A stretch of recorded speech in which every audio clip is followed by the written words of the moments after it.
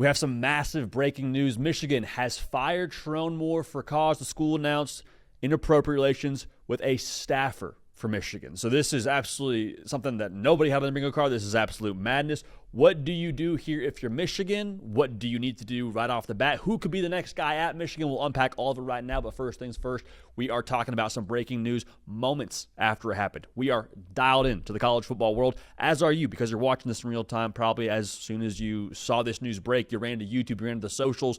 We are cut from the same cloth. Make sure you are subscribed. We'll track this coaching search extremely, extremely closely. Task one, though, for Michigan, we got to reset here.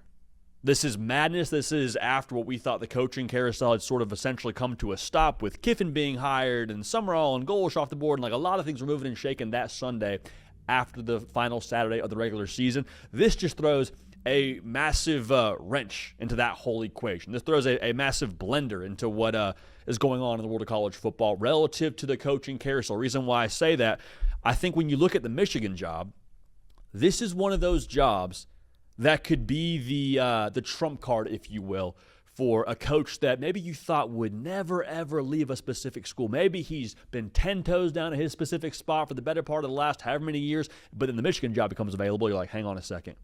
The big house, the winged helmet, that's a roster with a lot of young talent.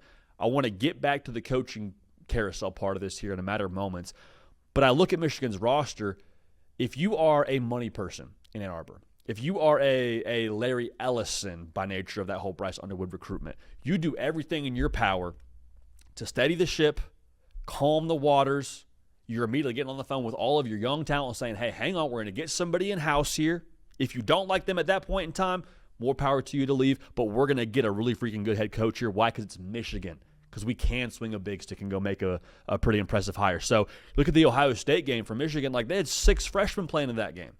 You had Bryce Underwood, Justice Haynes, Jordan Marshall. Not all freshmen, but you hear where I'm coming from. A lot of young talent that now, should you lose that talent, this thing at Michigan could get a little bit wobbly here, quick, fast, in a hurry.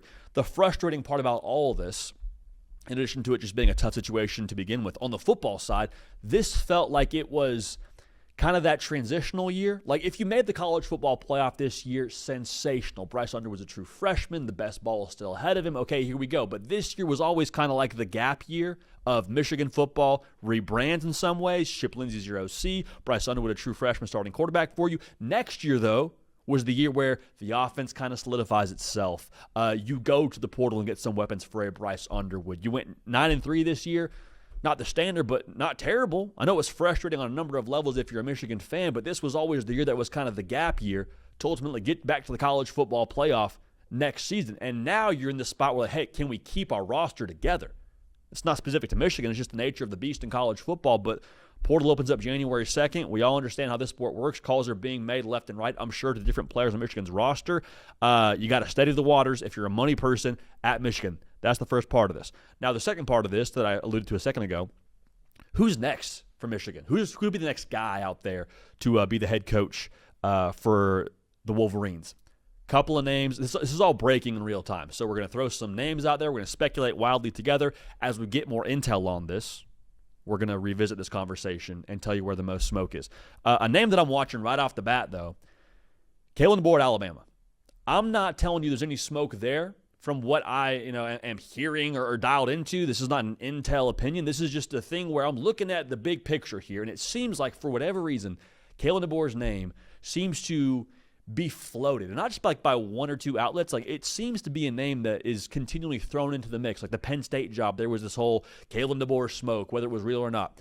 So that's one name to watch. Lincoln Riley, too, seems to always be in the crosshairs of this discussion. I know he said, I'm 10 toes down. I'm 100% staying here. I sacrificed to be at USC. I don't know. It's Michigan. We'll see. I think he's probably a better fit for USC than Michigan, just my own 2 cents. But the guy did just beat you last year, essentially at your own game with how they ran the football. Brian Kelly at LSU, previously LSU, I suppose.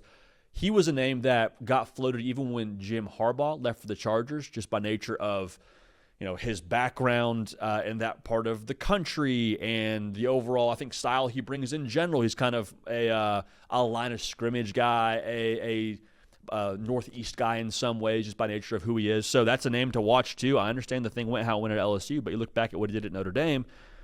Not a bad coach. not a bad coach in that department. I'll keep saying these two names until they take other jobs, if they ever take other jobs. Kenny Dillingham and Jeff Brom.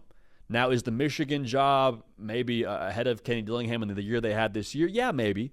But I think he's juice. I think he's excitement. I think he would crush it in the transfer portal should Michigan have to go there to acquire more talent. I think also when Kenny Dillingham gets hired at Michigan, if that's ever a world you live in, I think he would have a pretty good retention rate when it comes to getting in front of those players in that team room, inspiring some confidence, inspiring excitement about the next chapter of Michigan football. So that's a name to watch. Second name to watch, Jeff Brom.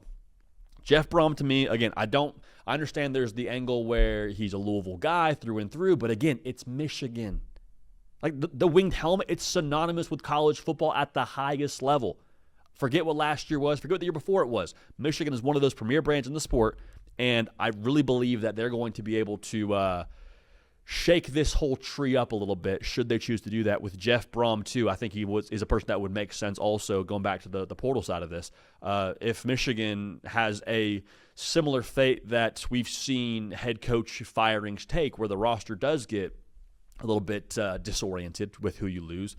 Jeff Brom has lived through the portal at Louisville and crushed it, it feels like, every single year. They get a new quarterback every year and they go ball. Imagine what he could do if they kept Bryce Underwood. Also, if you're Bryce Underwood and you end up staying at Michigan, by nature of this whole discussion with having a new head coach, Jeff Brom would be a pretty solid quarterback whisperer to play for, in my opinion. Last thought here around this who could be next at Michigan idea. Are we 1,000% sure that the coaches that have already been hired and have taken new jobs aren't side-eyeing the Michigan job and saying, interesting. That place now got a vacancy? I could be the head coach at Michigan? And I'm not even picking on anybody in particular here, but I'm just saying, do we know without a shadow of a doubt there is no way in the world that any of these coaches that took jobs wouldn't break out the old spatula and flip over to Michigan? I don't know. Just keep a tab on that, because with this job being available, I think personally, by the logic of this whole thing, I think that's in play. So Sherrone Moore fired for cause at Michigan. We will keep tabs on this coaching search. We'll keep tabs on what's going on with the roster. We'll keep tabs on all of it. But again, make sure you're subscribed. It's happening here year-round. We appreciate y'all. We love y'all. For Cato on the ones and twos, we're going to keep this party rolling, and we will see y'all next time.